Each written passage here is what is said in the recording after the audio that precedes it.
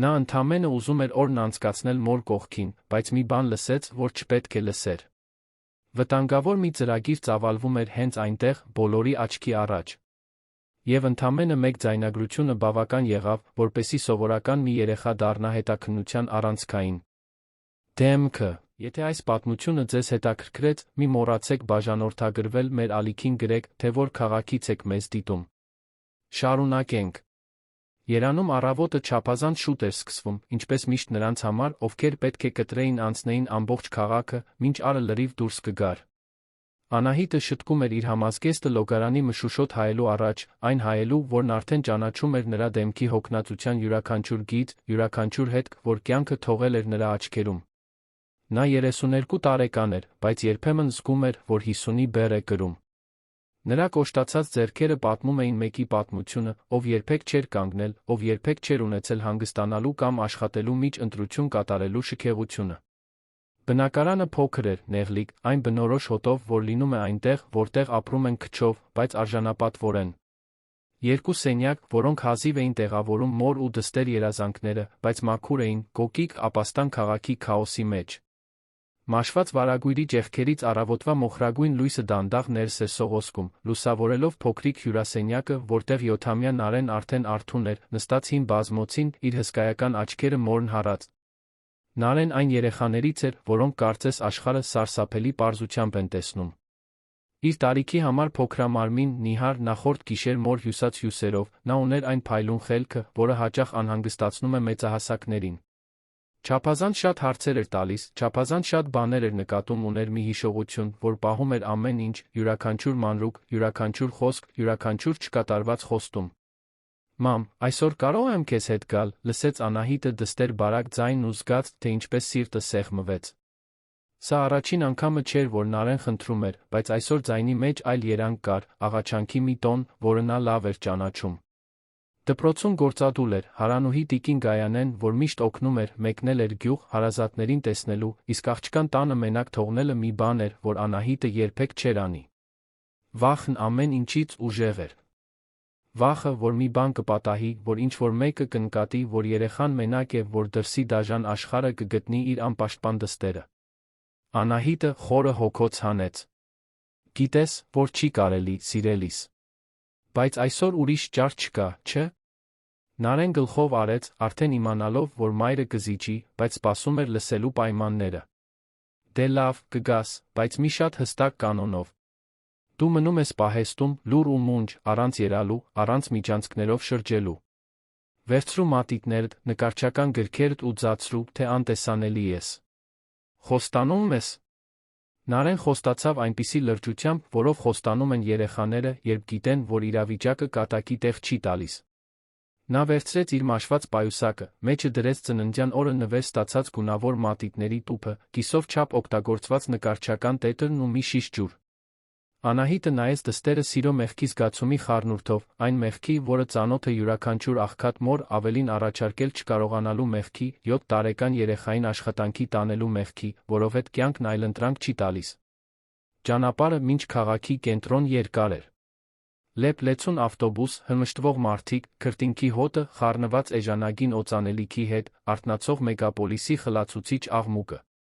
Նարեն ամբողջ ընթացքում կպած էր մորը, ամուր սեղմելով նրա ձեռքը ամեն անգամ, երբ ավտոբուսը ցնցվում էր։ Անահիտը նայում էր պատուհանից, մտածում, թե որքան լավ կլիներ, եթե մի օր կարողանար դստերն ուրիշ կյանք տալ։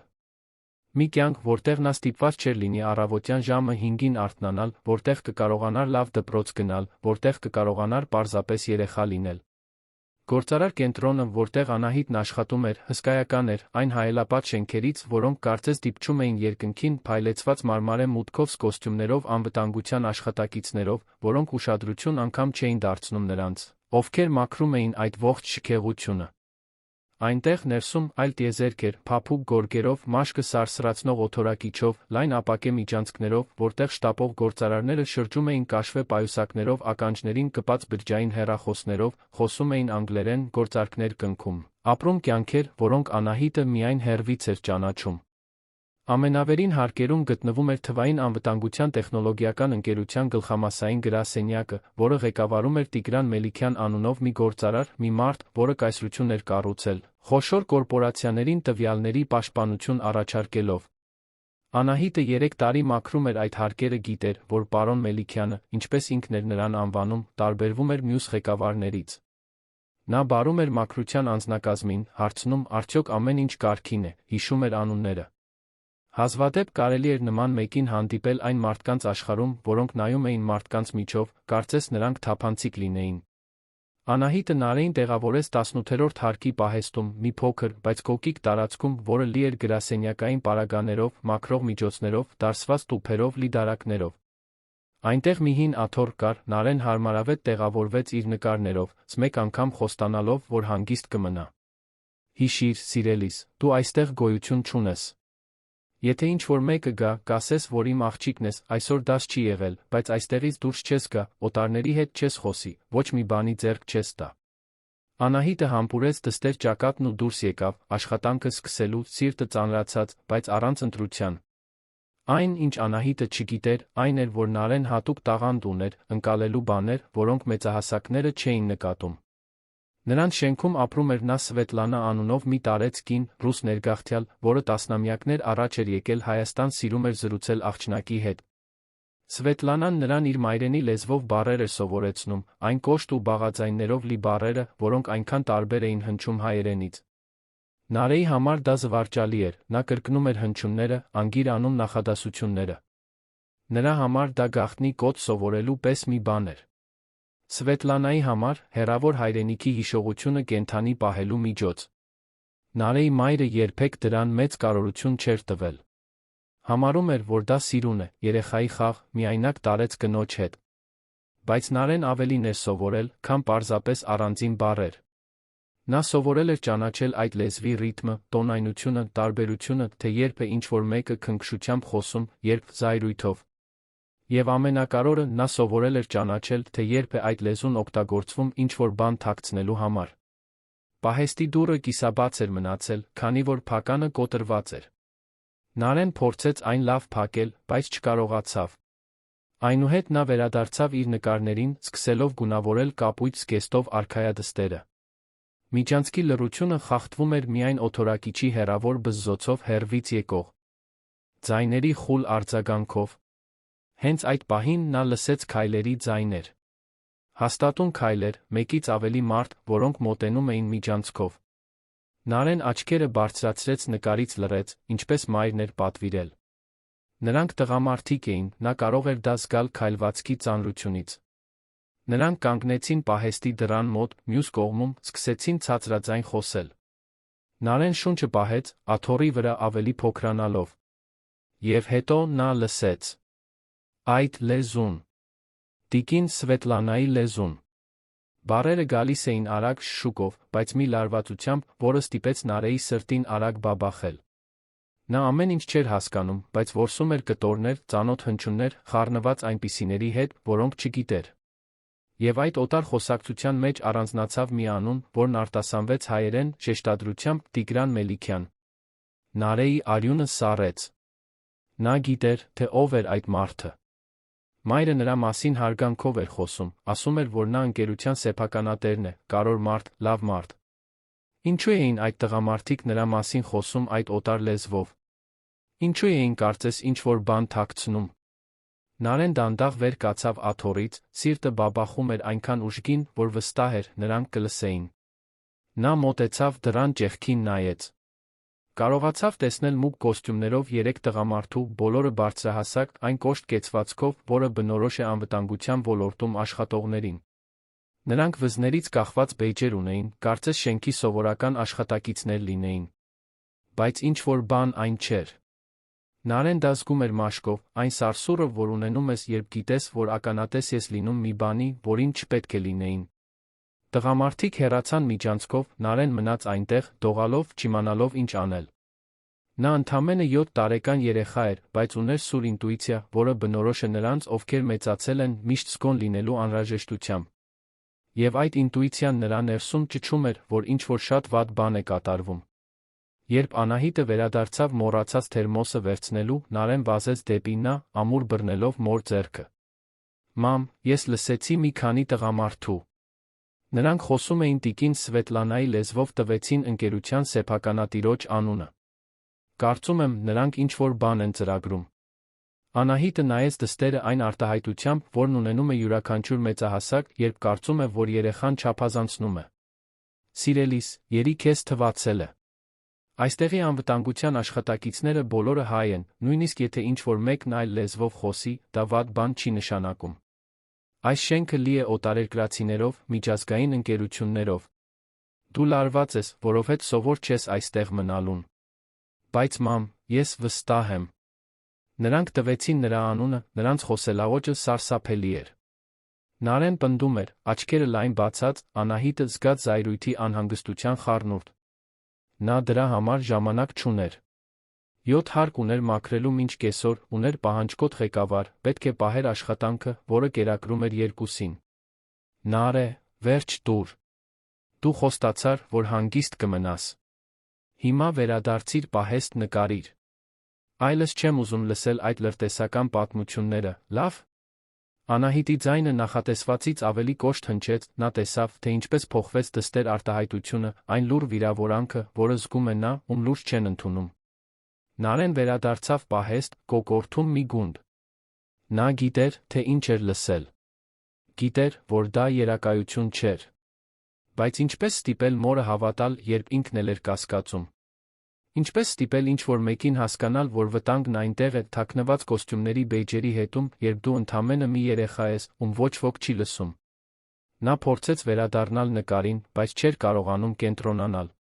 Գույներն անհետաքրքիր էին թվում, թղթի վրայի արքայադուստրը չափազանց հեռու էր թվում իրական աշխարհից, որտեղ նա թակարդում էր։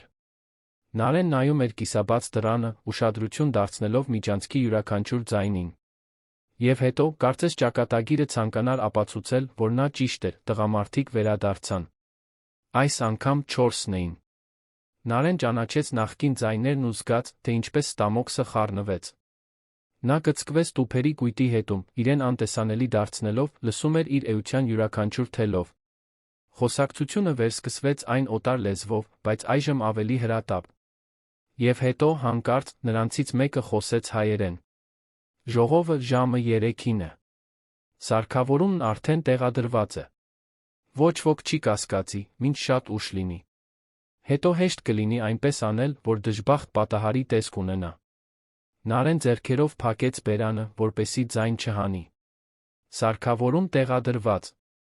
Դժբախտ պատահար։ Բառերն արձագանքում էին նրա գլխում, ինչպես ազդանշաններ։ Նա լիովին չէր հասկանում, թե դա ինչ է նշանակում, բայց բավականաչափ հասկանում էր, իմանալու համար, որ այն մարդը, ում մայրը հարգում էր, այն մարդը, որը բարում էր հավաքարարներին, վտանգի մեջ է։ Քայլերը նորից հեռացան, Նարեն մնաց այնտեղ, դողալով, սիրտը բաբախելով, արցունքները սկսում էին այրել աչքերը։ Նա պետք է ինչ-որ բան աներ։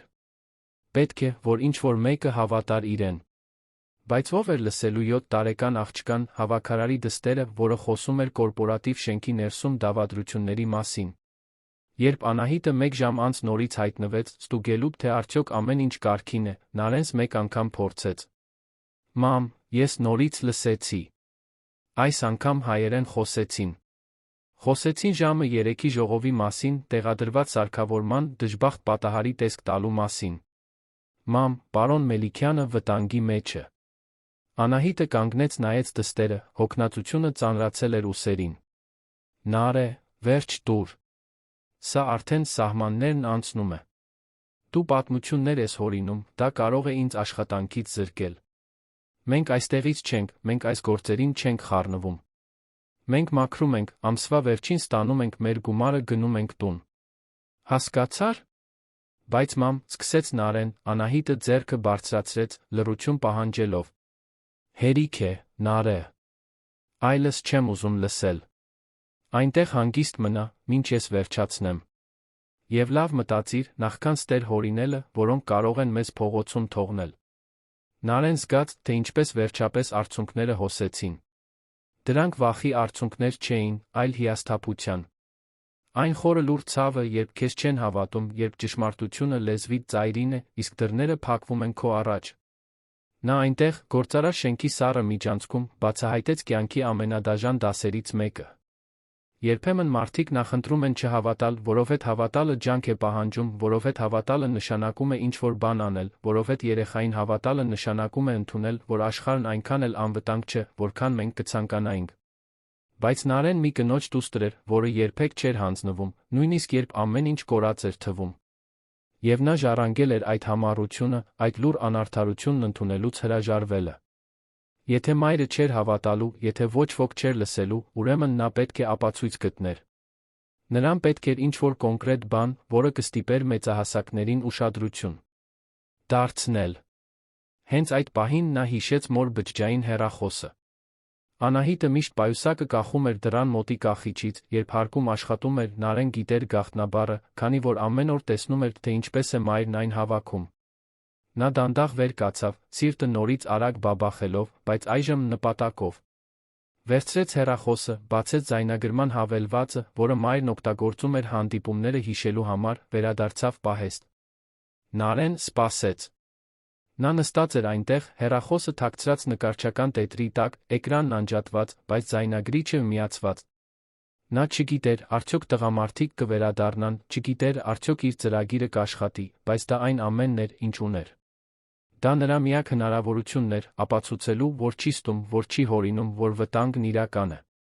Ժամանակը դանդաղ էր անցնում, յուրաքանչյուր րոպեն հավերժություն էր թվում։ Նարեն լսում էր իր սրտի բաբախյունը, օթորակիչի ձայնը, շրջող աշխատակիցների հեռավոր քայլերը։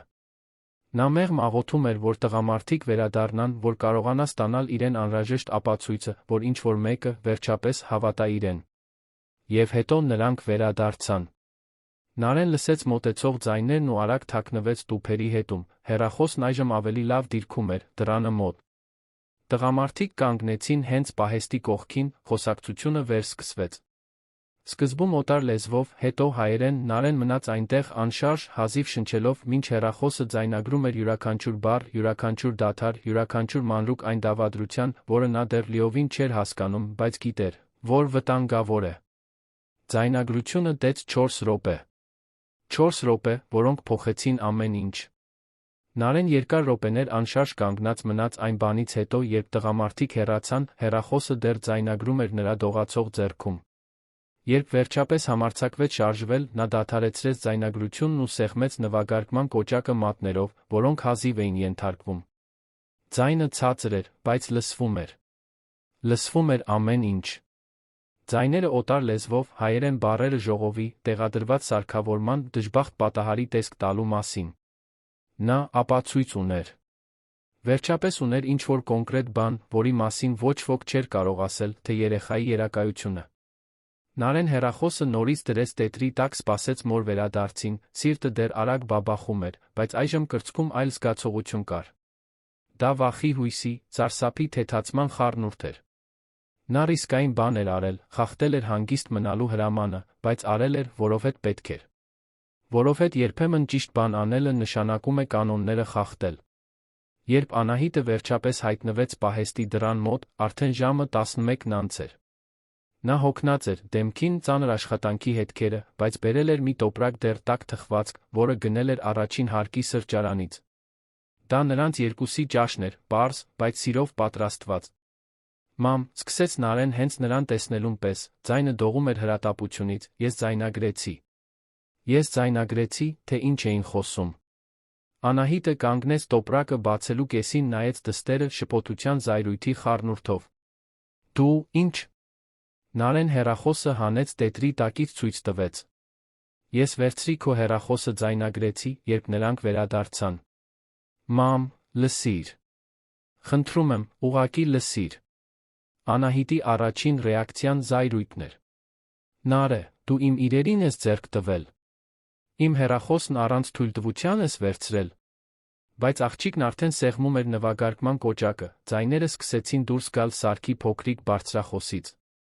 Ձայնը ցածր էր, բայց պահեստի լռության մեջ յուրաքանչյուր բառ բարձր հնչում էր, ինչպես ճիչ։ Անահիտը անշարժ մնաց, լսելով։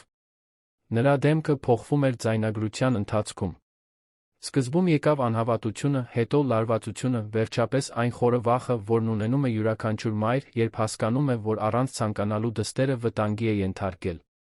Երբ ձայնագրությունն ավարտվեց, նա ծանր նստեց հին աթոռին, ոտքերը թուլացել էին։ Աստված իմ, Նարէ։ Աստված իմ։ Մամ, ես փորձեցի քեզ ասել։ Ես փորձեցի, բայց դու չհավատացիր, ասաց Նարեն մեղմ, առանց մեղադրանքի, միայն այն տխրությամբ, որը զգում է նա, ով ստիպված է եղել ապացուցել մի բան, որին պետք է հավատային ի սկզբանե։ Անահիտը դստերը քաշեց իր գիրկը, այնտեղ, թղթե տուփերի մաքրող միջոցների մեջ, նա վերջապես հասկացավ, որ իր 7 տարեկան դուստրը որսացել էր մի բան, որն այդ շենքի բոլոր մեծահասակները բաց էին թողել։ Իրական, անխուսափելի վտանգ, թաքնված բացահայտ։ Բայց հիմա ինչ ենք անում, մրմնջաց Անահիտը, ավելի շատ իրեն, քան դստերը։ Գնում ենք անվտանգության ծառայություն, չէ՞։ Սա ցույց ենք տալիս ինչ-որ մեկին։ Նարեն կատաղի կերպով գլուխը թափահարեց։ Ոչ, մամ։ Նրանցից մեկն այնտեղ էր։ Այն տղամարդկանցից մեկը, ում ես լսեցի։ Նա աշխատում է անվտանգությունում։ Եթե մենք նրանց ցույց տանք, նրանք կիմանան, որ մենք գիտենք։ Վախը սառեցրեց Անահիտի արյունը։ Նա նայեց դստերը, տեսավ ոչ միայն վախեցած երեխայի, այլ մեկին, ով ավելի հեռուն էր մտածել, քան ցանկացած մեծահասակ։ Նարեն ճիշտ էր։ Եթե դավադիրները ներթափանցել էին հենց շենքի անվտանգության համակարգ, ապա անվտանգությանը դիմելը նման կլիներ նրանց երկուսին սկուտեղի վրա մատուցելուն։ Ապա ինչ ենք անում, նորից հարցրեց Անահիտը, այս անգամ սպասելով, որ դուստրը կունենա այն պատասխանը, որն ինքը չուներ։ Մենք կխոսենք նրա հետ, ասաց Նարեն մի վճռականությամբ, որը չէր համապատասխանում նրա բարակ ձայնին։ Մենք կխոսենք ընկերության սեփականատիրոջ հետ։ Պարոն Մելիքյանի հետ։ Անահիտը զգաց իրավիճակի անհեթեթությունը, որը հարվածեց ալիքի պես։ Գնալ խոսելու Տիգրան Մելիքյանի հետ։ Երանի ամենահարուստ գործարարներից մեկի հետ։ Մի մարդու, որն ուներ քարտուղարներ, օգնականներ, պաշտպանության շերտեր իր աշխարհի մեջ։ Ինչպես էին մի հավաքարար 7 տարեկան երեխան կարողանալու հասնել նրան։ Բայց հետո նա նայեց դստերը, այն հսկայական վստահությամբ լի աչքերին մտածեց, որ եթե Նարեն համարձակություն է ունեցել ձայնագրելու այդ վտանգավոր խոսակցությունը, ապա ինքը, Անահիտը, պետք է համարձակություն ունենա փորձելու անհնարինը։ Լավ, ասաց նա, ձայնը դեռ դողում էր։ Կփորձենք։ Բայց ինչպես։ Նարեն արդեն դրա մասին էր մտածել։ Նա հիշում էր մի կնոջ, որն աշխատում էր գործարարի գրասենյակի մոտ, մի բարձրահասակ, ալեհեր կնոջ, որը միշտ ժպտում էր մաքրության անձնակազմին, երբ միջանցքներում հանդիպում էր նրանց։ Մայրը մի անգամ ասել էր, որ նա կարևոր դեմք է ընկերությունում, որ ղեկավարի աջ ձեռքն է, որ ոչինչ առանց նրա չի կատարվում։ Նրա անունը Բելլա էր, Նարեն կարծում էր, որ նա կարող է լինել իրենց անհրաժեշտ մուտքի դուռը։ Նրանք երկուսով բարձրացան 22-րդ հարկ, որտեղ գտնվում էին տնօրինության գրասենյակները։ Վերելակը կարծես չափազանց դանդաղ էր բարձրանում, Անահիտն այնքան ուժեղ էր սեղմում Նարեի ձեռքը, որ աղջիկը քիչ մնաց բողոքեր։ Բայց նա հասկանում էր, որ մայրը վախենում է, որ նրանք պատրաստվում են անել մի բան, որը կարող է փոխել ամեն ինչ կամ կարող է վերջ դնել այն աշխատանքին, որը կերակրում էր երկուսին։ Յուրաքանչյուր անցնող հարկ հանձնվելու, հետ դառնալու, ծածնելու, թե ոչինչ տեղի չի ունենում, հնարավորություն էր։ Բայց նրանք հետ չդարձան։ Երբ վերելակի դուռը բացվեց 22-րդ հարկում, նրանք դուրս եկան, քայլեցին շքեղ միջանցքով, այնքան փափուկ գորգով, որ քայլերը ձայն չէին հանում, պատերին ժամանակակից նկարներով անկյուններում հսկայական բույսերով։ Այնտեղ ամեն ինչ ճիչում էր հարստության, իշխանության մասին, մի աշխարհ, որը լիովին տարբերվում էր Անահիտի Նարեի աշխարհից։ Տնօրինության ընդունարանը ամբողջությամբ ապակուց փայլեցված պողպատից էր, մի վեհաշուկ սեղանի հետում նստած էր մի երիտասարդ քարտուղարուհի, անթերի կոստյումով կատարյալ դիմահարդարմամբ, որը համակարգչի վրա տպում էր այն արդյունավետությամբ, որը բնորոշ է բարդ օրակարգեր վարողներին։ Նա աչքերը բարձրացրեց, երբ նրանք մոտեցան, նրա արտահայտությունը նրբորեն փոխվեց։ Դա արամարանք չէր, այլ այն զարմանքը, որը զգում է նա, ով չի սպասում տեսնել հավաքարարի երեխայի այդ վերապահված տարածքում։ Կարող եմ օգնել, հարցրեց նա պրոֆեսիոնալ քաղաքավարությամբ, բայց Անահիտը կարող էր զգալ բառերի մեջ անտեսանելի պատնեշը։ Այո, ես պետք է խոսեմ տիկին Բելլայի հետ։ Շտապ է։ Քարտուղարուհին նայեց պատի ժամացույցին, հետո համակարգչի էկրանին։ Տիկին Բելլան ժողովի է։ Եթե ցանկանում եք հաղորդագրություն թողնել, կարող եմ փոխանցել։ Ոչ, ասաց Անահիտը, ձայնն ավելի հաստատուն հնչեց, քան սպասում էր։ Ես պետք է նրա հետ հիմա խոսեմ։ Դա վերաբերում է պարոն Մելիքյանի անվտանգությանը։ Քարտուղարուհու արտահայտությունը փոխվեց։ Անվտանգություն ղեկավարի անունը նույն նախադասության մեջ ուժ ունեին։ Նա վերցրեց հեռախոսը, հավաքեց ներքին համար, ցածրաձայն խոսեց, սպասեց, հետո նշան արեց, որ նրանք նստեն ընդունարանի անկյունում գտնվող կաշվե բազմոցներին։ Անահիտն ու Նարեն նստեցին բազմոցի եզրին, մեջքները չհենելով, կարծես իրավունք չունենային այնտեղ հարմարավետ զգալու։ Անցավ 5 րոպե, որը մի ժամ թվաց։ Նարեն հեռախոսը թաքցրած պահում էր պայուսակում, սիրտը բաբախում էր այնքան ուժգին, որ կարծում էր, այնտեղ բոլորը կարող են լսել։ Այնուհետ մի դուռ բացվեց, հայտնվեց Բելլա Մանուկյանը, մոտ 50 տարեկան, բարձրահասակ, էլեգանտ մի կին, այն խելացի աչքերով, որոնք կարծես վայրկյանների ընթացքում կարդում էին մարդկանց։ Նա հագել էր լավ կարված մոխրագույն կոստյում, թիտակ կաշվե պայուսակ էր պահում։ Երբ տեսավ Անահիտին, նրա դեմքը մի փոքր փափկեց։ Անահիտ, չէ՞։ Դուք մաքրության բաժնում եք աշխատում։ Ինչ-որ բան է պատահել։ Անահիտը վեր կացավ, Նարեին իր հետ քաշելով։ Տիկին Բելլա, ներողություն, որ այսպես առանց զգուշացնելու եմ գալիս, բայց շատ լուրջ է։ Իմ դուստրը մի խոսակցություն է լսել, որը դուք պետք է լսեք։ Բելլան նայեց Նարեին, ինչ-որ բան այդ փոքրիկ երեխայի դեմքում, այդ վախեցած, բայց վճռական աչքերում, ստիպեց նրան արագ որոշում կայացնել։ Եկեք ինձ հետ։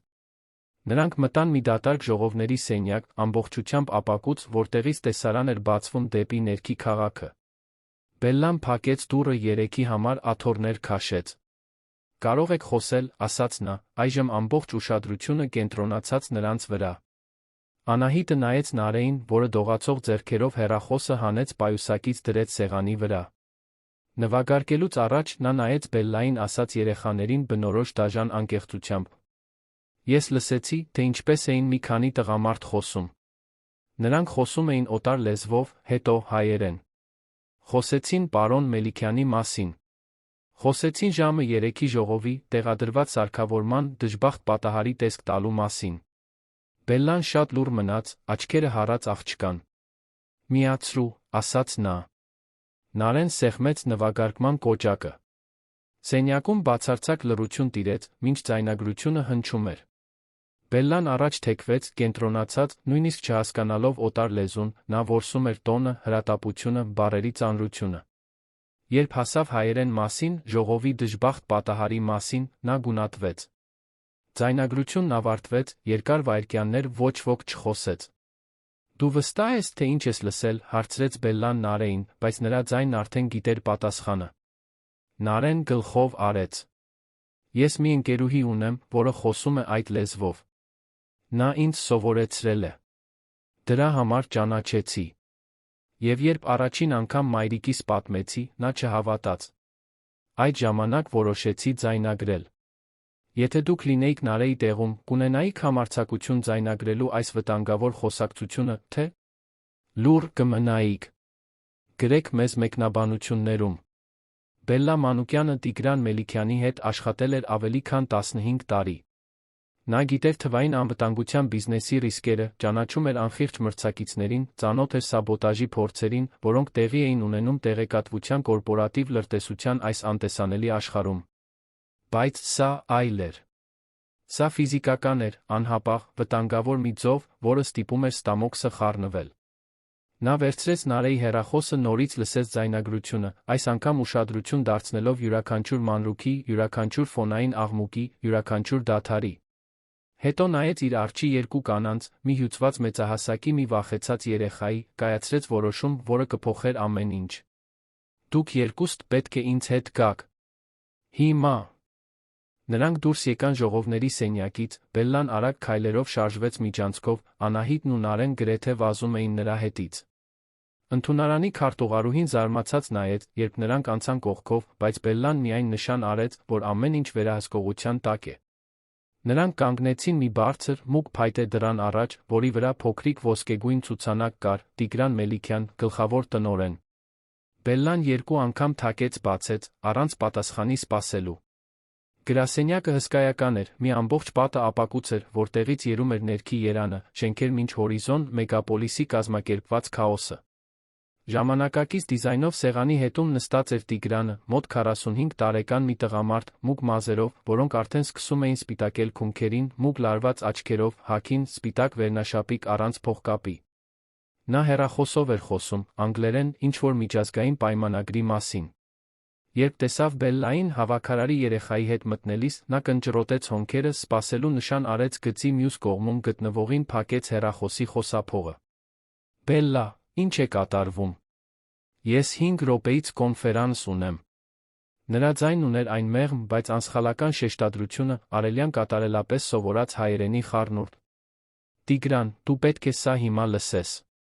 5 րոպե չի կարող սպասել, ասաց Բելլան, նրա ձայնի տոնը ստիպեց նրան անմիջապես անջատել հեռախոսը, արագ ներողություն խնդրելով մյուս կողմում գտնվողից։ Նա վեր կացավ, շրջանցեց սեղանը, կանգնեց նրանց առջ, կեցվածքը դեռ վերահսկողի, բայց հայացքն արդեն սկսում էր անհանգստություն ցույց տալ։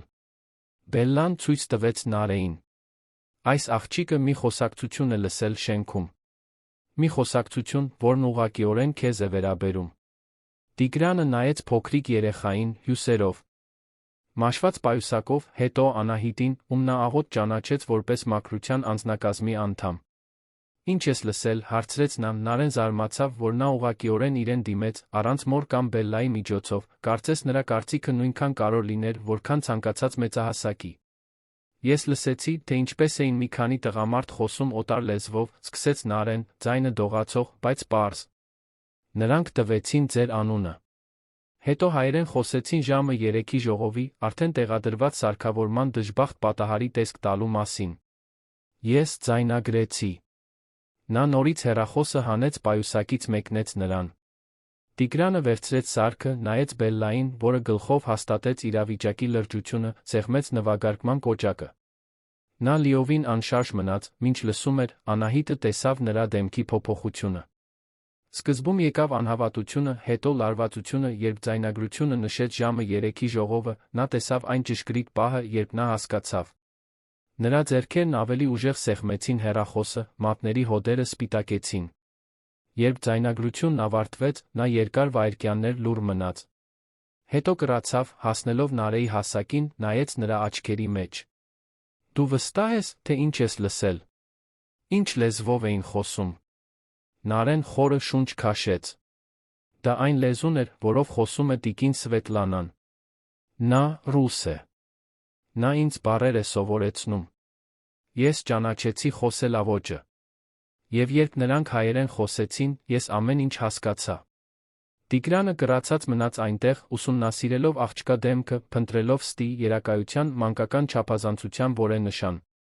Բայց այն ամենը, ինչ նա տեսավ, մերկ ճշմարտություն էր, անկեղծ վախ, այն անբացատրելի քաջությունը, որը որոշ մարդիկ ունեն, ճիշտ բան անելու, նույնիսկ երբ դա սարսափելի է։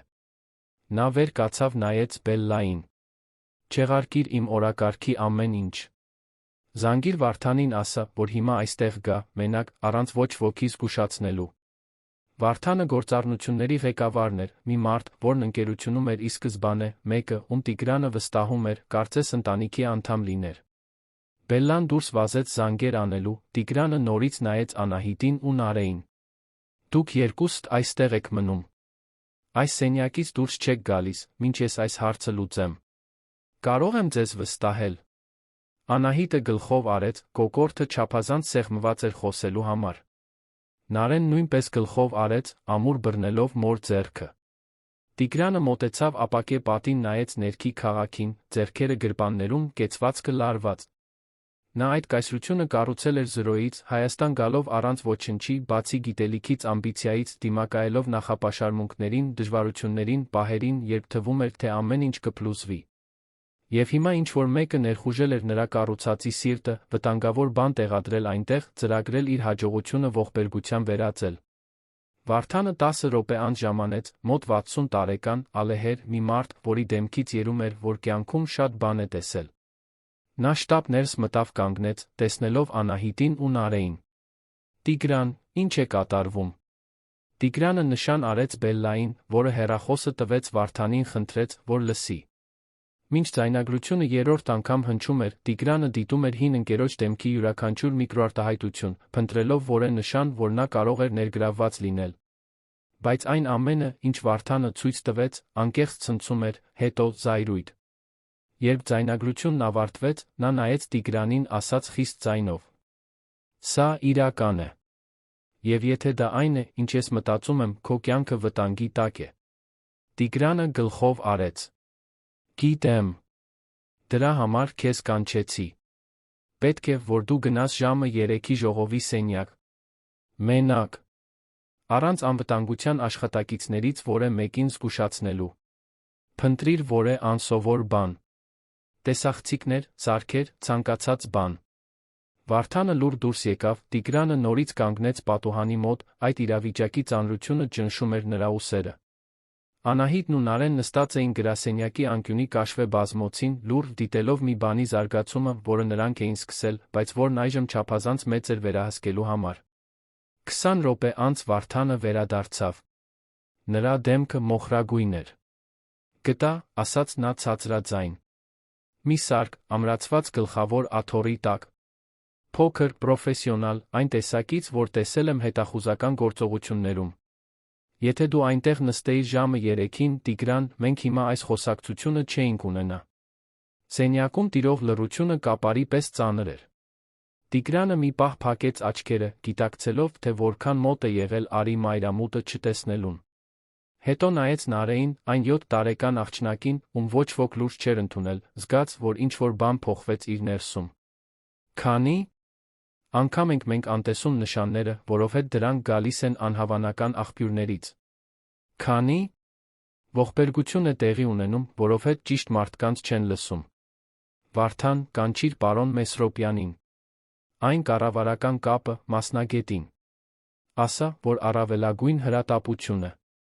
Եվ մի օգտագործիր ընկերության հեռախոսները։ Օգտագործիր քո անձնական բջջայինը»։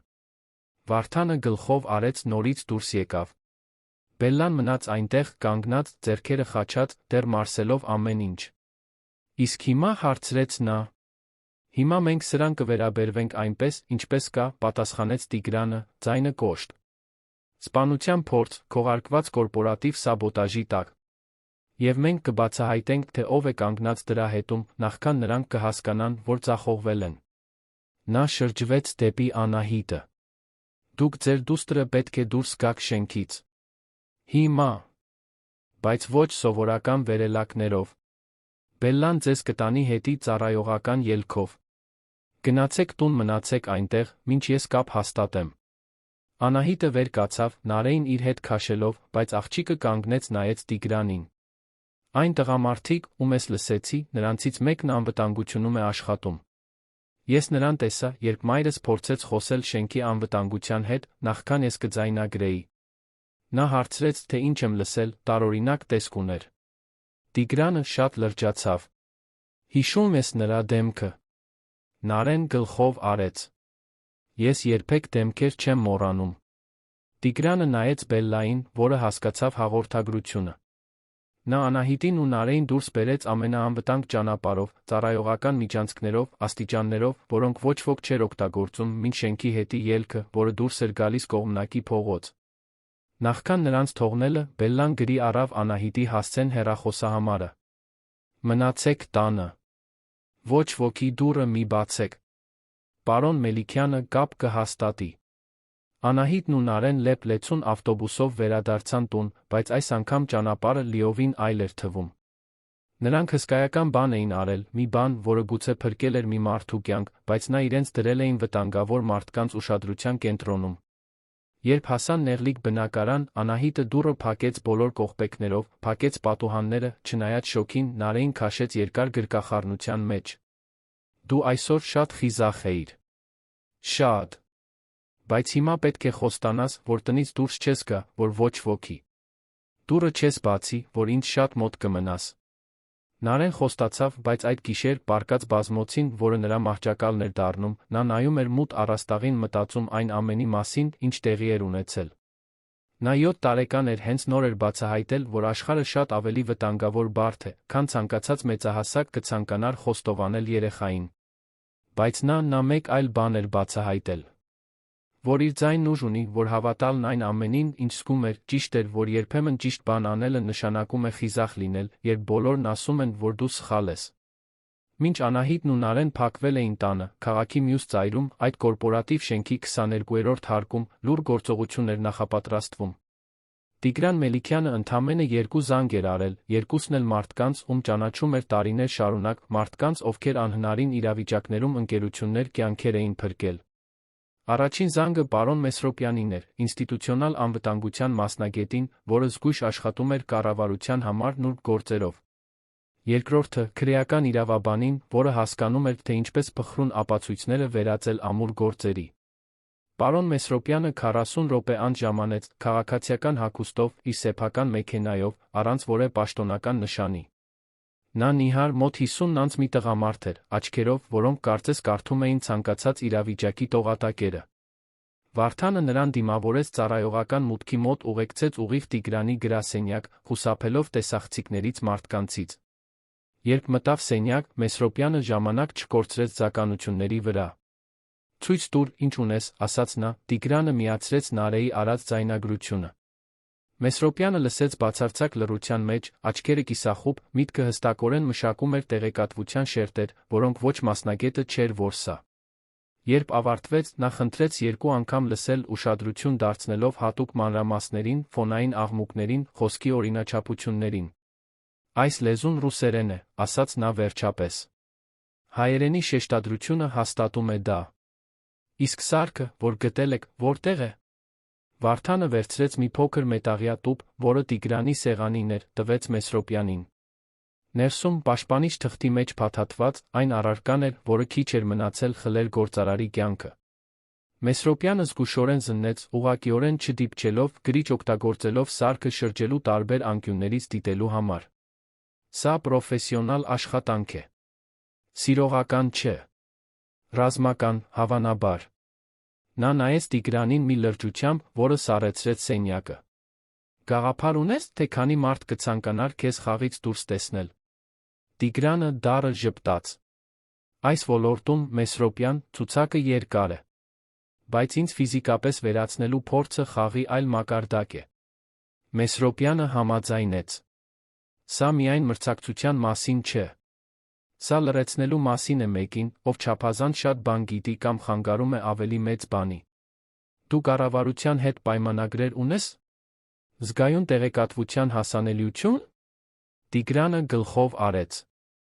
«Մենք թվային անվտանգության համակարգեր ենք մշակում դաշնային մարմինների համար։ Տվյալների բազաներ, կրիտիկական ենթակառուցվածքների պաշտպանություն, սպառնալիքների մոնիթորինգ։ Եթե ինչ-որ մեկը ցանկանում է այդ տեղեկատվությանը հասանելիություն ստանալ, ինձ ճանապարհից հեռացնելը կլիներ առաջին քայլը»։ Մեսրոպյանը սարքով տուփը դրեց իր բերած պայուսակի մեջ։ «Սա կտանեմ տեխնիկական վերլուծության։ Մինչ այդ, դու պետք է այնպես պահես քեզ, կարծես ոչինչ տեղի չի ունեցել։ Ներքին հաղորդագրություն ուղարկիր, որ ժամը 3-ի ժողովը չեղարկվել է ինչ-որ տեխնիկական խնդրի պատճառով։ Մի նշիր սպառնալիք, մի նշիր հետաքննություն։ Ով սա տեղադրել է, պետք է կարծի, որ դեռ վերահսկում է իրավիճակը»։ «Իսկ անվտանգության մեջ ներթափանցածները», հարցրեց Վարդանը։ Աղջիկն ասաց, որ ճանաչում է նրանցից մեկին։ Մեսրոպյանը մի պահ մտածեց։ «Աղջկան վաղը հետ բերեք, շատ վաղ, նախքան սովորական աշխատանքային օրը։ Նա կճանաչի, թե ում է տեսել, հեռվից, առանց նա նկատի։ Հետո մենք գործողություն կկազմակերպենք, բոլորին միաժամանակ ձերբակալելու, առանց ժամանակ տալու հրաման տվողին զգուշացնելու»։ Տիգրանը տատանվեց։ Աղջկան հետ բերելը նշանակում է նրան նորից վտանգի ենթարկել։ Մեսրոպյանը նայեց նրա աչքերի մեջ։ «Տիգրան, այդ աղջիկն արդեն մեկ անգամ փրկել է քո կյանքը։ Եվ եթե մենք հիմա բոլոր ներգրավվածներին չբացահայտենք, դու, նա նրա մայրը մշտական վտանգի տակ կլինեք։ Ավելի լավ է սա միանգամից լուծել, պատշաճ պաշտպանությամբ, քան չլուծված հարցեր թողնել»։ Տրամաբանությունն անթերի էր, բայց Տիգրանը զգում էր պատասխանատվության բեռը։ Այդ երեխան չէր խնդրել այս իրավիճակում հայտնվել։ Նա պարզապես մոր հետ աշխատանքի էր եկել, որովհետև դաս չուներ, հարանուհին մեկնել էր։ Եվ հիմա նա ներքաշվում էր հետախուզական գործողության կենտրոն։ Բայց Մեսրոպյանը ճիշտ էր։ Ներթափանցածներին ազատ թողնելը նշանակում էր ժամացույցով ռումբ թողնել։ Տիգրանը վերցրեց հեռախոսը, զանգահարեց այն համարով, որը Բելլան գրի էր առել։ Անահիտը պատասխանեց երկրորդ զանգին, ձայնը լարված։ Տիկին Անահիտ, Տիգրան Մելիքյանն է։ Ամեն ինչ կարգին է ձեզ մոտ։ Անահիտը հաստատեց, որ այո, տանն են փակված։ Ես պետք է մի բան խնդրեմ։ Վաղը առավոտյան, շատ վաղ, ժամը 6-ին, ես մեքենա կուղարկեմ ձեզ տանելու։ Անվտանգ է, վարորդը վստահելի է։ Պետք է, որ Նարեն ինձ օգնի ճանաչելու այն տղամարդկանց, ում տեսել է։ Դրանից հետո երաշխավորում եմ, որ դուք պաշտպանված կլինեք։ Անահիտը մի պահ լուռ մնաց, Տիգրանը լսում էր նրա շնչառությունը գծի մյուս կողմում, ծանր, վախեցած։ Նա լավ կլինի, հարցրեց Անահիտը խեղդված ձայնով։ Ես նրա մասին կհոգամ, կարծես իմ դուստրը լիներ, խոստացավ Տիգրանը։ Եվ երբ այս ամենն ավարտվի, ես կերաշխավորեմ, որ դուք երկուստ այլս երբեք ոչնչից չեք վախենա։ Հաջորդ առավոտ, դեռ մութ, միս մկեցված ապակիներով մեքենա կանգնեց այն շենքի դիմաց, որտեղ ապրում էին Անահիտն ու Նարեն։ Վարորդը Վարդանի վստահելի մարդն էր, նախկին ոստիկան, մեկը, ով պաշտպանել էր կարևոր մարդկանց շատ ավելի վատ իրավիճակներում։ Անահիտն ու Նարեն նստեցին հետի նստատեղին, մեքենան լուռ շարժվեց Երանի դատարկ փողոցներով, այն առավոտյան ժամը 6-ի երանով, որը լիովին տարբերվում է կեսօրվա երանից։ Երբ հասան գործարար կենտրոն, մտան նկուղով, հեռու գլխավոր մուտքի ցանկացած տեսախցիկի աչքից։ Վարդանը նրանց սպասում էր տարավ միջանցքներով, որոնք Նարեն երբեք չէր տեսել, գաղտնի ուղիներով, որոնք գիտեին միայն նրանք, ովքեր աշխատում էին ներքին անվտանգությունում։ Բարձրացան ծառայողական վերելակով, հասան մի փոքր սենյակ, հայելային ապակե պատով, որը նայում էր գլխավոր նախասրահին։ Նարե, ասաց Տիգրանը, կռանալով նրա հասակին, դու կմնաս այստեղ, այս ապակու հետում։ Այստեղից դու կարող ես տեսնել բոլորին, ովքեր անցնում են ներքում, բայց նրանք քեզ չեն կարող տեսնել։ Երբ ճանաչես խոսող տղամարդկանցից որը մեկին, ինձ ցույց կտաս։ Պետք չէ վախենալ, դու այստեղ անվտանգ ես։ Նարեն գլխով արեց, Անահիտն ամուր բռնեց դստեր ձեռքը, մեղմ աղոթելով, որ այս ամենը շուտ ավարտվի։ Աշխատանքային օրը սկսվեց 8-ին, աստիճանաբար աշխատակիցները սկսեցին գալ, անցնել անվտանգության անցակետով, շարժվել դեպի վերելակներ։ Նարեն կանգնած էր այնտեղ, մեծ աչքերը կպած ապակուն, դիտելով յուրաքանչյուր դեմք, յուրաքանչյուր շարժում։ Տիգրանն ու Վարդանը նրա կողքին էին, լուռ, հարգելով աղջկա կենտրոնացումը։ 15 րոպե սպասելուց հետո Նարեն հանկարծ ցույց տվեց։ Նա է, ասաց նա ցածրաձայն։ Մոխրագույն կոստյումով, բարձրահասակ, սպայուսակով։ Նա խոսողներից մեկն էր։ Վարդանը վերցրեց ռադիոկապը, մի կոդ մրմնջաց։ 2 րոպե անց մեկ այլ տղամարդ անցավ անցակետով։ Սա նույնպես, ասաց Նարեն, ձայն այժմ ավելի հաստատուն։ Եվս մեկը կա, բայց նա դեռ չի եկել։ Նրանք սպասեցին 20 րոպե, մինչ Նարեն երրորդ անգամ ցույց տվեց։ Այնտեղ, կապույտ վերնաշապիկով։ Նա շատ մոտ էր, երբ ես ձայնագրում էի։ Նրա բեյջը երում էր։ Վարդանը գրի առավ բոլոր անունները, ստուգեց գրանցումները, այն, ինչ գտավ, հաստատեց ամենամռայլ կասկածները։ Երեքն էլ աշխատանքի էին ընդունվել 2 ամսից էլ քիչ ժամանակ առաջ, անթերի փաստաթղթերով, երաշխավորություններով, որոնք օրինական էին թվում, բայց որոնք ոչ ոք բավականաչափ խորությամբ չէր ստուգել։ Տիգրանը նայեց Մեսրոպյանին, որը րոպեներ առաջ էր ժամանել, դիտում էր ամեն ինչ սենյակի անկյունից։ Բավական է, հարցրեց Տիգրանը։ Մեսրոպյանը գլխով արեց։ Ձայնագրությամբ, սարքով, վկայի ճանաչմամբ, կեղծ փաստաթղթերով, ավելի քան բավական է։ Կարող ենք գործել։ Գործողությունը կազմակերպվեց վիրաբուժական ճշգրտությամբ։ Մեսրոպյանը բերել էր փոքր, բայց բարձր պատրաստվածություն ունեցող թիմ գործակալներ, որոնք աշխատում էին հակահետախուզական գործողություններում։ Առավոտյան ժամը 10:30-ին, այն պահին, երբ 3 տղամարդիկ գտնվում էին շենքի տարբեր հարկերում, առանց միմյանց հետ ուղիղ կապի, թիմը գործեց միաժամանակ։ 3 րոպեից էլ քիչ ժամանակում 3-ն էլ ձերբակալվեցին, ձեռնաշղթաներ հագցվեցին, տարվեցին մեկուսացված սենյակ, որտեղ նրանց առանձին կհարցաքննեին։ Շենքը նույնիսկ չնկատեց։ Սովորական աշխատակիցների համար այդ տղամարդիկ պարզապես անհետացան, կարծես երբեք գոյություն չեն ունեցել։ Տիգրանը ներքին հաղորդագրություն ուղարկեց, ասելով, որ անվտանգության կազմում փոփոխություն է եղել, ժամանակավոր պայմանագրեր, որոնք չեն երկարաձգվել, ոչինչ, որը տագնապ կամ հարցեր կառաջացներ։ Մեքենան շարունակեց աշխատել, կարծես ոչինչ տեղի չէր ունեցել։ Բայց այդ շենքի նկուղներում, սենյակներում, որոնք ոչ մի պաշտոնական հատակագծում չկային, Մեսրոպյանն ու նրա թիմը սկսեցին տեղեկատվություն կորզելու աշխատանքը։ Եվ այն, ինչ նրանք բացահայտեցին հաջորդ ժամերին, հաստատեց, որ Նարեն կանխել էր շատ ավելի մեծ բան, քան պարզ սպանությունը։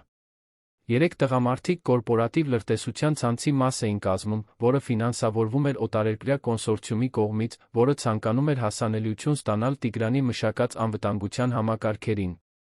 Տիգրանին վերացնելը քաոսի պայմաններում ընկերությունը ստանձնելը կլիներ այդ մուտքը ստանալու միջոցը։ Երբ Մեսրոպյանը վերադարձավ Տիգրանի գրասենյակ, արդեն երեկո էր։ Լուծված է, ասաց նա պարզապես։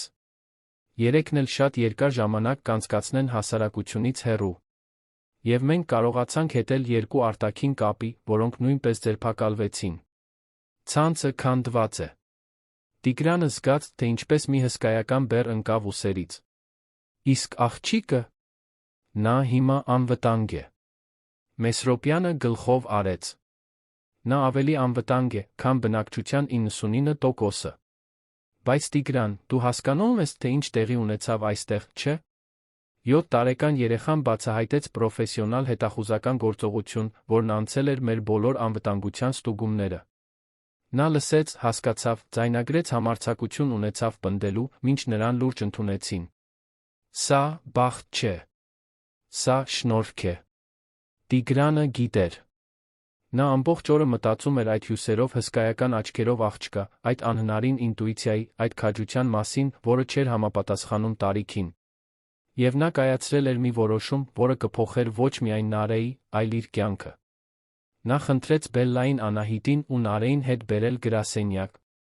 Երբ նրանք մտան, արդեն գիշեր էր, ներքի քաղաքը թարթող լույսերի ծով էր։ Տիգրանը նրանց դիմավորեց հոգնած, բայց անկեղծ ժպիտով։ Ավարտվեց, ասաց նա։ Տղամարդիկ ձերբակալված են։ Դուք անվտանգ եք։ Անահիտը հենց այնտեղ լաց եղավ, թեթացումից, հյուծվածությունից, կուտակված վախից։ Նարեն նայում էր Տիգրանին այն լրջությամբ, որն ուներ, կարծես փորձում էր հասկանալ, թե արդյոք կարող է վերջապես հանգստանալ։ Տիգրանը 2 աթոռ քաշեց, խնդրեց, որ նստեն։ Ես պետք է ձեզ հետ մի կարևոր բանի մասին խոսեմ։ Անահիտ, դուք փրկեցիք իմ կյանքը, ձեր դստերը ինձ մոտ բերելով։ Իսկ դու, Նարե, նա ուղիղ նայեց աղջկան, դու փրկեցիր իմ կյանքը, համարձակություն ունենալով լսելու քո ինտուիցիային, երբ ոչ ոք չէր լսում։ Սա մի բան է, որը գին չունի, որը փողով չի վճարվում։ Բայց ես ուզում եմ ինչ-որ բան անել ձեզ համար, եթե թույլ տաք։ Անահիտը սրբեց արցունքները, նայեց նրան, լավ չհասկանալով։ Տիգրանը շարունակեց. Նարեն կստանա ամբողջական կրթաթոշակ, հիմնական կրթությունից մինչ համալսարան, Երանի լավագույն մասնավոր դպրոցներից մեկում։ Ամեն ինչ վճարված, նյութեր, համազգեստ, տրանսպորտ, ամեն ինչ։ Իսկ դուք, Անահիտ, եթե ցանկանաք, ունեք մաքրության անձնակազմի վերահսկողի պաշտոն, արդար աշխատավարձով, բոլոր արտոնություններով։ Սա ողորմություն չէ։ Սա ճանաչում է մի բանի, որ դուք արել եք, որը գերազանցում է ցանկացած աշխատանք։ Անահիտը խոսքեր չուներ։ Նա նայեց դստերը, այն փոքրիկ աղջնակին, որը փոխել էր նրանց երկուսի ճակատագիրը անհնարին քաջությամբ, արցունքները վերադարձան, բայց այժմ դրանք այլ էին։ Դրանք հույսի արցունքներ էին, մի ապագայի, որը նախկինում անհնարին էր թվում, որը հանկարծ բացվում էր որպես լույսով լի հսկայական դուռ։ Նարեն, այն պարզությամբ, որը միայն երեխաներն ունեն, նայեց Տիգրանին ցածրաձայն ասաց. Շնորհակալ եմ, որ հավատացիք ինձ։ Երբ ես մայրիկիս ասացի, նա չհավատաց։ Երբ փորձեցի խոսել, ոչ ոք չհավատաց։ Դուք առաջին մեծահասակն էիք, որ իսկապես լսեց։ Տիգրանը կրծքում սեղմում զգաց։ Նա մեկ անգամ կռացավ նրա հասակին, բռնեց փոքրիկ ձեռքը։ Նարե, եթե ես քեզ չհավատայի, ես այսօր այստեղ չէի լինի։ Դու ինձ սովորեցրիր, որ երբեմն ճշմարտությունը գալիս է այնպիսի տեղերից, որոնք մենք չենք սպասում։ Եվ որ լսելը կարող է կյանքեր փրկել։ Հաջորդող շաբաթները փոխակերպման շաբաթներ էին։ Անահիտը սկսեց նոր աշխատանքը, գրելով այլ համազգեստ, ոչ թե հավաքարարի, այլ վերահսկողի, մի բեյջով, որը բացում էր դռներ, որոնք նախկինում անտեսանելի էին նրա համար։ Նա սկսեց հարգանք պահանջել մաքրության անձնակազմի համար, երաշխավորել, որ բոլորն ունենան արժանապատիվ աշխատանքային պայմաններ, ցույց տալ, որ նրանք, ովքեր մաքրում են տարածքները, նույնքան ճանաչման են արժանի, որքան նրանք, ովքեր զբաղեցնում են դրանք։ Նարեն ընդունվեց այդ դպրոց, Երանի ավանդական մասնավոր դպրոց, որտեղ հարուստ ընտանիքների երեխաները սովորում էին փոքրուց։ Առաջին օրերը դժվար էին։ Նարեն եկավ այդ դպրոց իր պարզ կերպարով, իր նոր, բայց ակնհայտորեն տարբերվող հագուստով, որը տարբերվում էր մյուս երեխաների բրենթային հագուստից, իր բառապաշարով, որը չէր ներառում միջազգային ճանապարհորդություններ կամ ամառանոցներ։ Նա տարբեր էր, երեխաներն անմիջապես նկատեցին դա։ Բայց հետո պատմությունը տարածվեց։ Ոչ բոլոր մանրամասները, իհարկե, բայց բավականաչափ։ Էթիկայի քաղաքացիագիտության ուսուցչուհի Հասմիկը դպրոցի աշխատակիցների միջ խոսակցություններից իմացավ այն նոր աղջկա մասին, որը փրկել էր մի կարևոր գործարարի կյանքը։ Եվ նա որոշեց դա դասի վերածել։ Մի առավոտ դասի ժամանակ ուսուցչուհի Հասմիկը Նարեից թույլտվություն խնդրեց դասարանին պատմեց, երեխաների համար հարմարեցված ձով, թե ինչ էր տեղի ունեցել։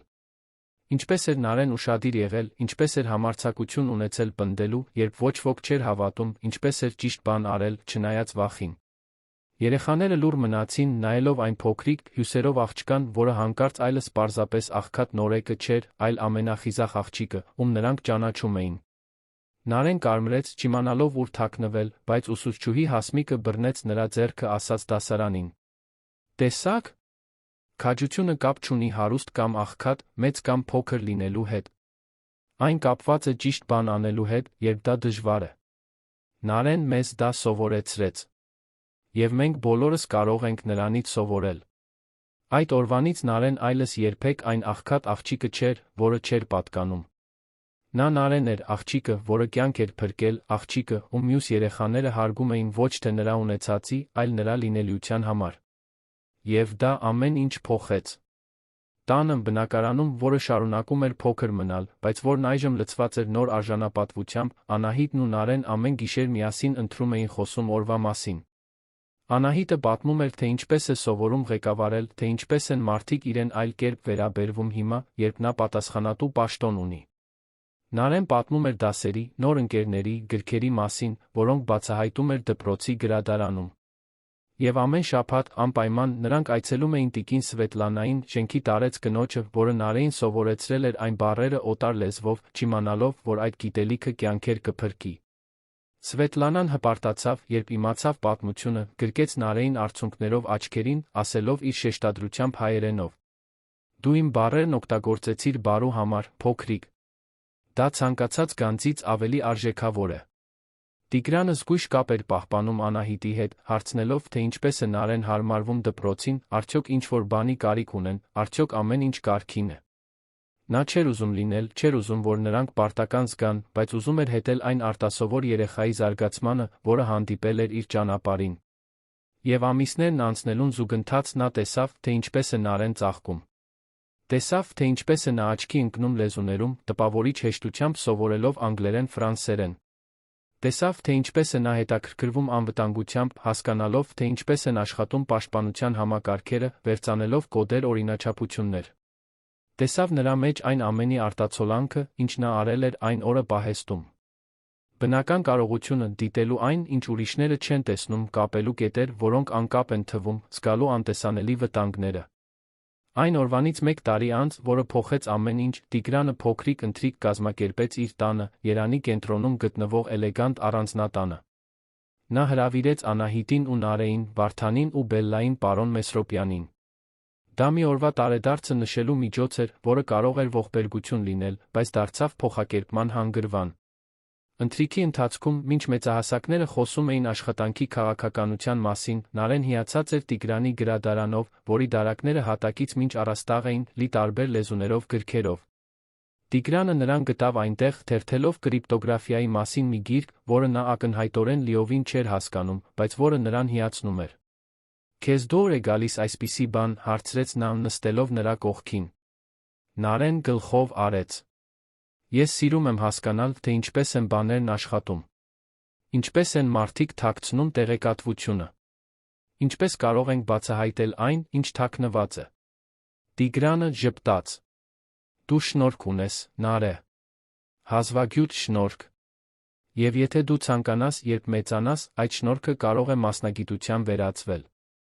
Կարող է վերածվել մարդկանց պաշտպանելու, ողբերգությունները կանխելու, փոփոխություն բերելու միջոցի։ Նարեն նայեց նրան այն հսկայական աչքերով, որոնք կարծես տարիքից շատ ավելին էին տեսնում։ Ես դա եմ ուզում, ասաց նա համոզված։ Ես ուզում եմ, որ այն, ինչ տեղի ունեցավ այն օրը, պարզապես պատմություն չլինի։ Ես ուզում եմ, որ դա ավելի մեծ բանի սկիզբ լինի։ Տիգրանը զգաց, որ ինչ-որ բան շարժվեց իր ներսում, մի վստահություն, որ այդ աղջիկը պարզապես մեկը չէր, ում նա օգնել էր։ Նա մեկն էր, ով կփոխեր աշխարհը իր ձով, իր ժամանակին։ Եվ նա ճիշտ էր։ Բայց դա ընդամենը Նարեի ճանապարհորդության սկիզբն էր, մի ճանապարհորդություն, որը տարիներ կպահանջեր ավարտին հասցնելու համար, բայց որը սկսվել էր այնտեղ մի նեղլիկ պահեստում, մի երեխայի հետ, որը հրաժարվել էր լուռ մնալ, երբ լռությունն ավելի հեշտ էր։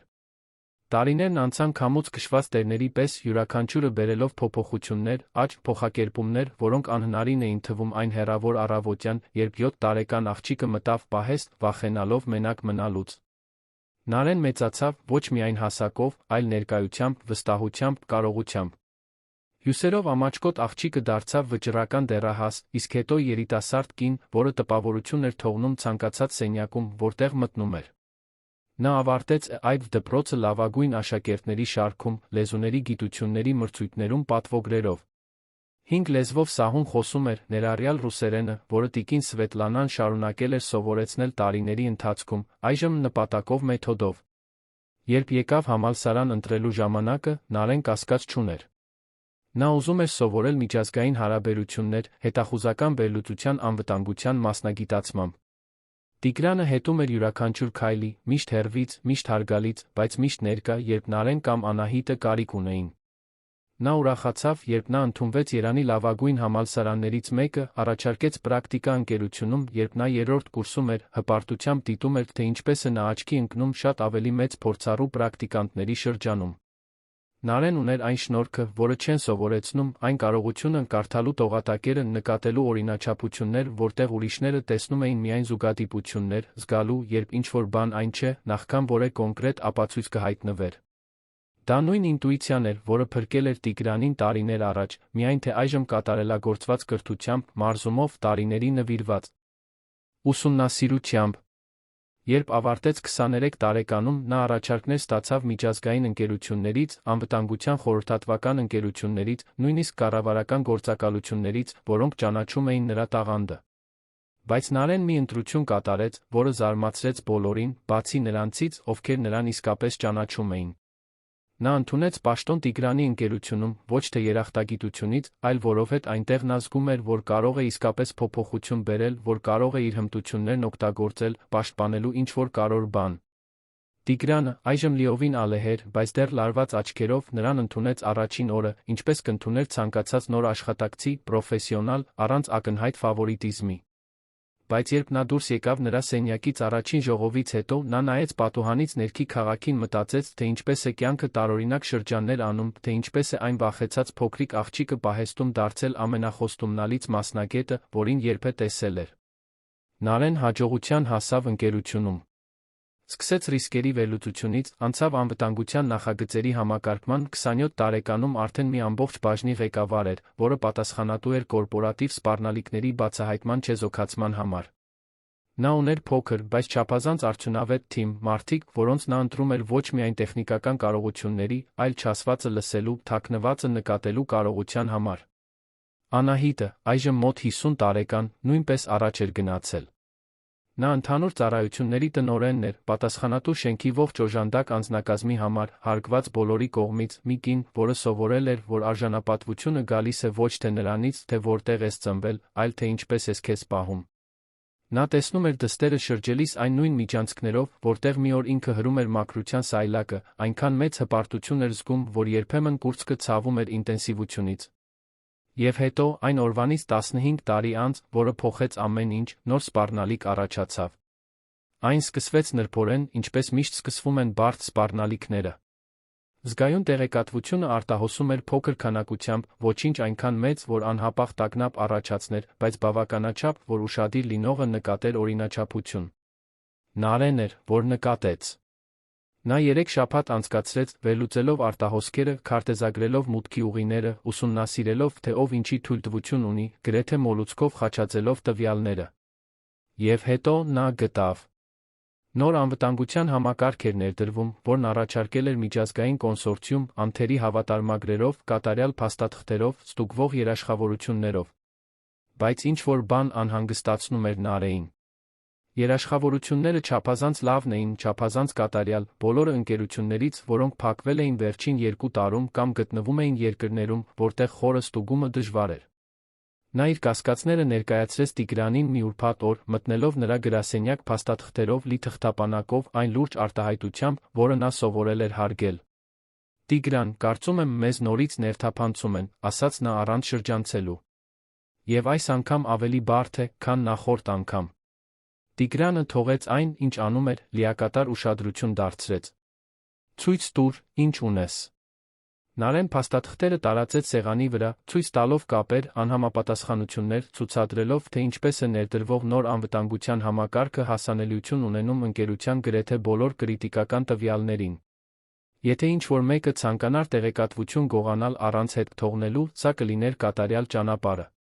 Տիգրանը լուր ուսումնասիրեց ամեն ինչ, նրա միտքն աշխատում էր նույն շերտերով, ինչ Նարեի միտքը։ Երբ ավարտեց, նա նայեց նրան, տեսավ ոչ թե պահեստի աղջկան, այլ այն փայլուն մասնագետին, որը նա դարձել էր։ Եվ տեսավ նա, որ նա ճիշտ էր։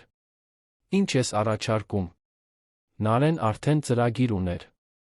Նա ուզում էր կոնսորցիումի ամբողջական աուդիտ անցկացնել, յուրաքանչյուր անդամի խորը հետաքննություն, բոլոր ֆինանսական գործարքների հետագծում։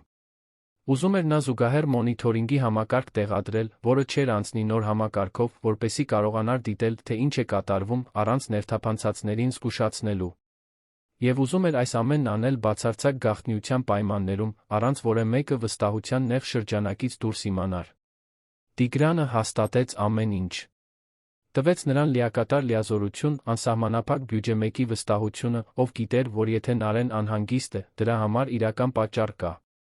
Նարեն հավաքեց իր թիմը, կապ հաստատեց հետախուզական գործակալություններում ծանոթների հետ, աշխատեց գիշերներ հանգստյան օրեր, այդ գործողությունը վերածելով անձնական առաքելության։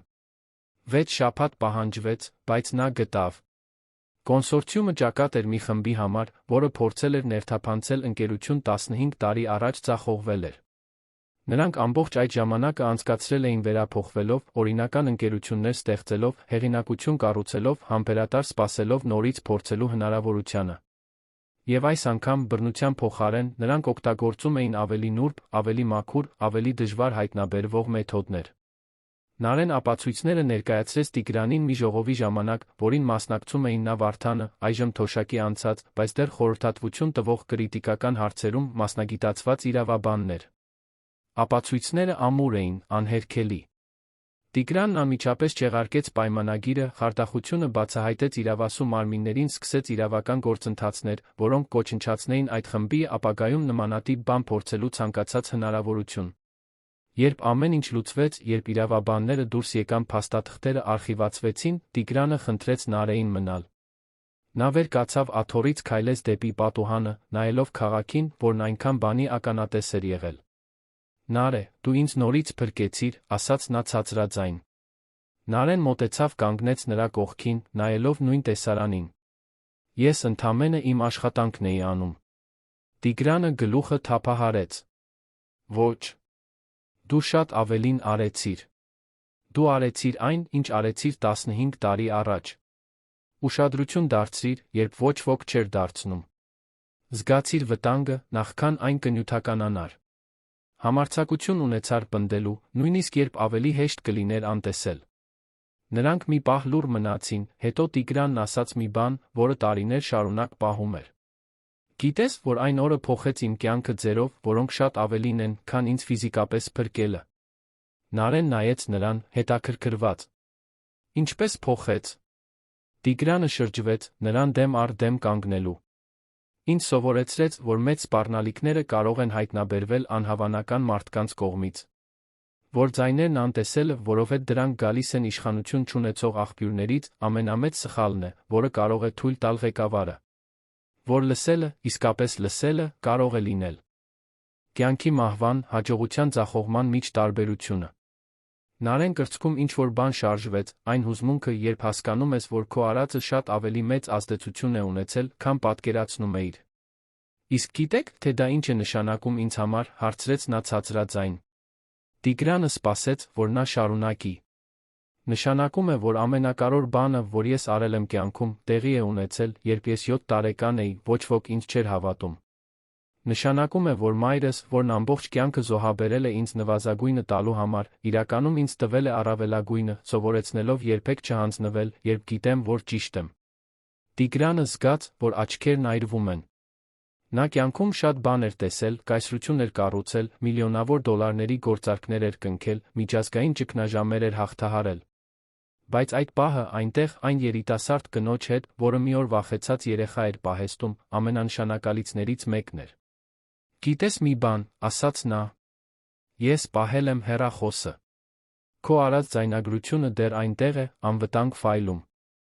Երբեմն լսում եմ հիշելու համար այն քաջությունը, որն ուներ 7 տարեկան երեխան։ Նարեն ժպտաց, այն ժպիտը, որը դեռ մի փոքր ուներ այն աղջկա միամտությունից, որը նա եղել էր։ Ես էլ ունեմ մի օրինակ։ Մայրս պահուստային պատճեն է արել պահել։ Ասում է, որ դա մեր ընտանեկան գանձն է։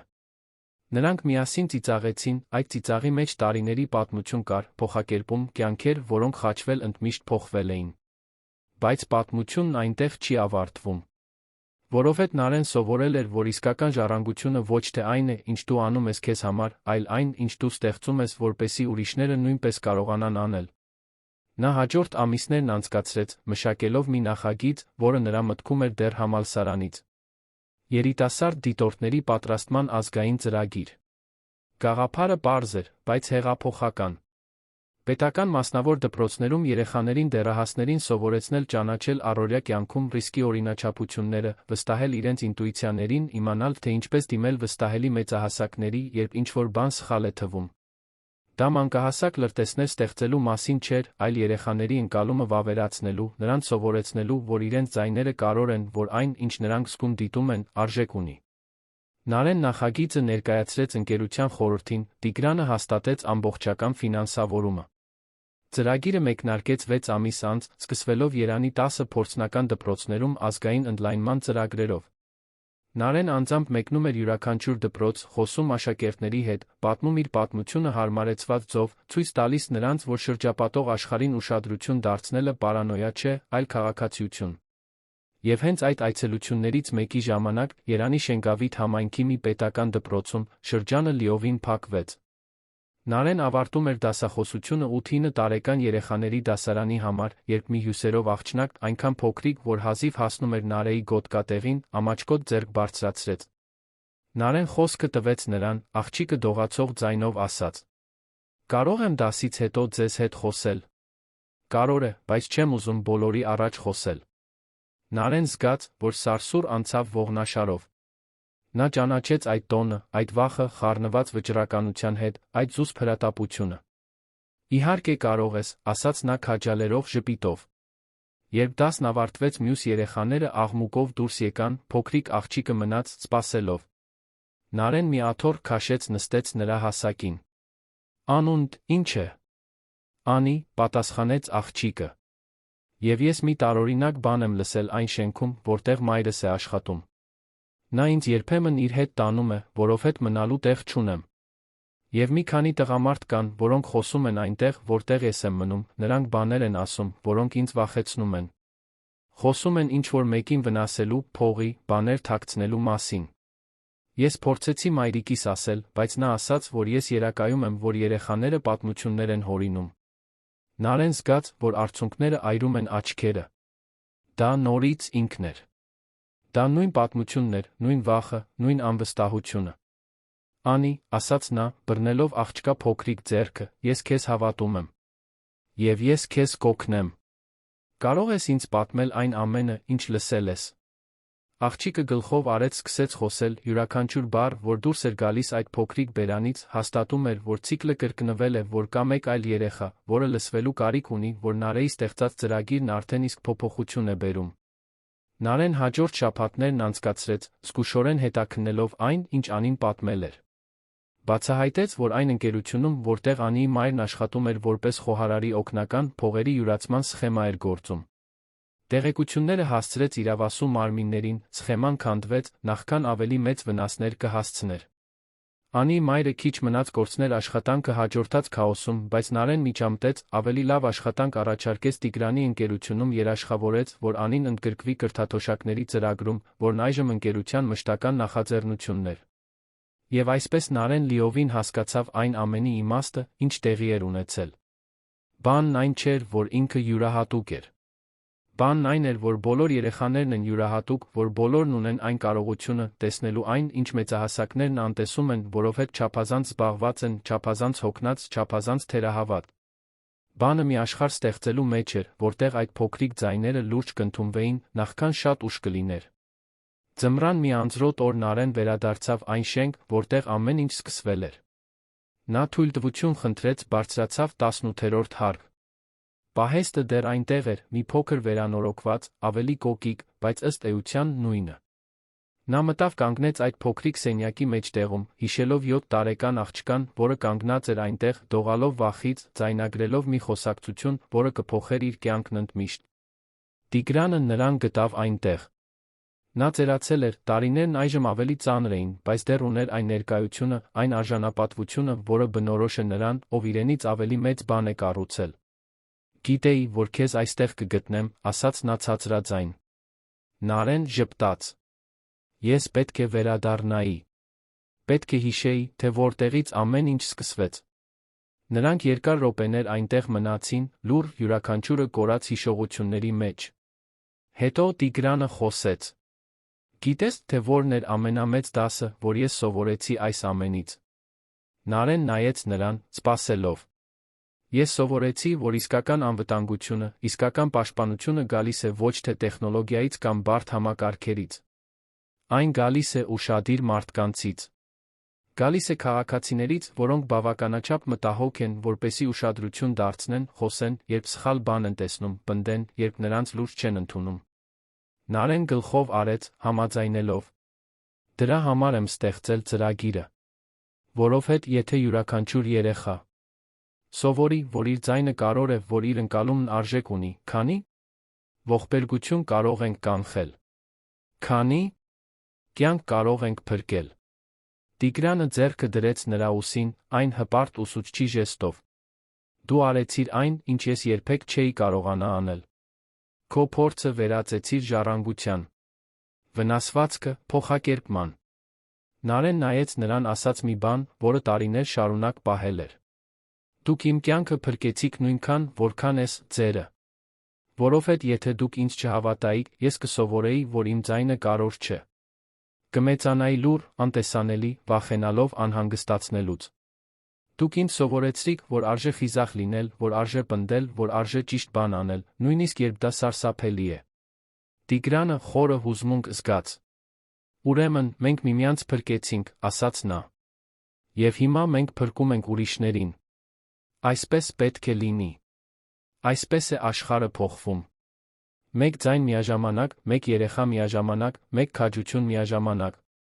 Երբ Նարեն վերջին անգամ դուրս եկավ այդ պահեստից, նա գիտեր, որ ավարտել է մի շրջան։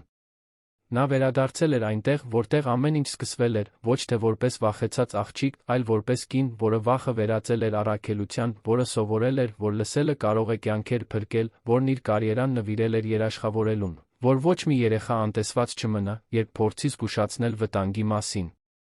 Եվ մինչ քայլում էր այդ շենքի միջանցքներով, անցնելով շտապող գործարարների աշխատող մաքրության աշխատակիցների կողքով, Նարեն մտածեց, որ իսկական հեղափոխությունը տեղի է ունենում ոչ թե մեծ հերոսական ժեստերով։ Այն տեղի է ունենում ամեն օր կրկնվող քաջության փոքրիկ գործողություններով։ Այն տեղի է ունենում, երբ ինչ-որ մեկն ընտրում է լսել անտեսելու փոխարեն, հավատալ կասկածելու փոխարեն, գործել սպասելու փոխարեն, որ մեկ ուրիշը կլուծի։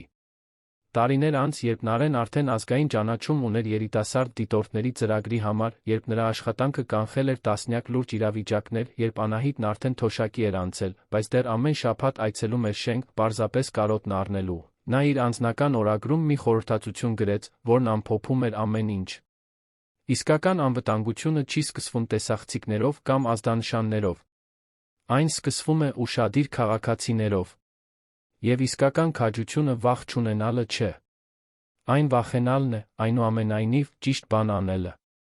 Ես դա սովորեցի 7 տարեկանում մի նեղլիկ պահեստում, երբ ընտրեցի ձայնագրել մի վտանգավոր խոսակցություն, որովհետև գիտեի, իմ հոգու խորքում, որ կյանքեր կախված են նրանից, որ ինչ-որ մեկը ուշադրություն դարձնի։ Եվ եթե իմ պատմությունը ինչ-որ բանի համար պիտանի է, թող որ այն հիշեցնի, որ քաջությունը տարիք չունի, ձայնն չափ, որ լսելը, իսկապես լսելը, կարող է փոխել աշխարհը։ Սիրելի ունկնդիրներ, հուսով ենք, որ Նարեի, Անահիտի, Տիգրանի պատմությունը հուզեց ձեր սրտերը։ Եթե դուք հուզվեցիք 7 տարեկան աղջկա քաջությունից, որը հրաժարվեց լուռ մնալ, սեղմեք հավանելու կոճակը, բաժանորդագրվեք ալիքին մեկնաբանություններում գրեք, թե որ պահն է ձեզ ամենաշատը տպավորել։ Երբ Նարեն ձայնագրեց վտանգավոր խոսակցությունը, երբ Տիգրանը վերջապես հավատաց նրան, թե երբ նա վերադարձավ տարիներ անց, ոչ թե որպես վախեցած աղջիկ, այլ որպես մասնագետ, որն իր փորձը վերածեց ժառանգության։ Ամեն օր մենք բերում ենք այսպիսի լարված պատմություններ, որոնք բացահայտում են մարդկային հոգու ամենախորը կողմերը, որոնք ցույց են տալիս, որ հերոսները կարող են գալ ցանկացած վայրից, որ ամենակարևոր բանը, որ մենք կարող ենք անել, լսելն է։ Իսկապես լսելը նրանց, ովքեր փորձում են մեզ զգուշացնել վտանգների մասին, որոնք մենք չենք ուզում տեսնել։ Սպասում ենք ձեզ հաջորդ դրվագում։